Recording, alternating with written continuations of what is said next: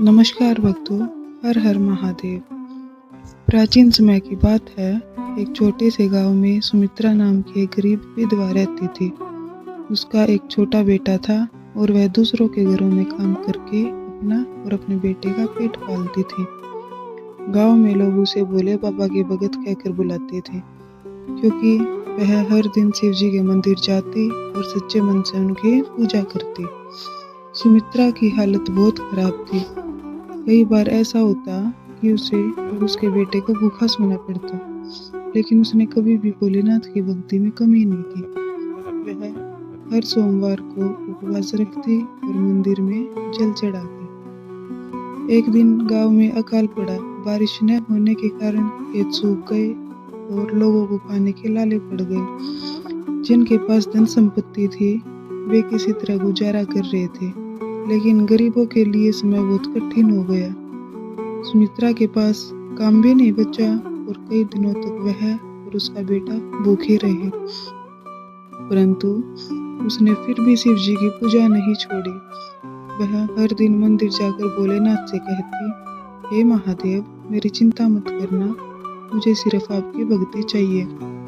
भोलेनाथ उनकी भक्ति से प्रसन्न थे। एक दिन वह वृद्ध साधु के रूप में सुमित्रा के दरवाजे पर आए और बोले, बेटी, क्या मुझे कुछ खाने को मिलेगा? सुमित्रा के पास कुछ भी नहीं था, लेकिन उसने बिना सोचे कहा, बाबा, मेरे पास तो कुछ नहीं, लेकिन थोड़ा सा पानी तो दे सकती हूँ। साधु मुस्कुराए और कहा, तू सच्ची शिव भगत है, अपने घर जाकर देख, भोलेनाथ ने तुझे आशीर्वाद दिया है।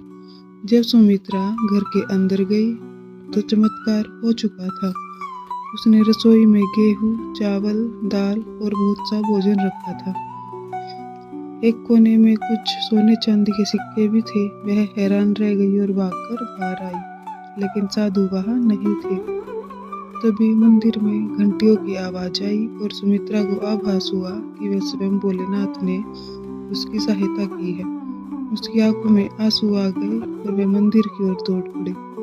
उसने शिवलिंग के चरणों में सिर रख दिया और कहा, हे भोलेनाथ, आपने मेरी रक्षा की, मैं आपकी सदा आभारी रहूंगी। इस घटना के बाद सुमित्रा ने गरीबों की सेवा करना शुरू कर दिया। उसने अपने आशीर्वाद को जरूरतमंदों के साथ बांटा। गांव वालों को जब यह चमत्कार पता चला तो वे भी भोलेनाथ की भक्ति करने लगे। सीख, सच्ची भक्ति और श्रद्धा कभी व्यर्थ नहीं जाती। धैर्य और विश्वास रखने वालों की भगवान अवश्य सहायता करता। अपना दुख भूलकर दूसरों की मदद करना सच्ची भक्ति है।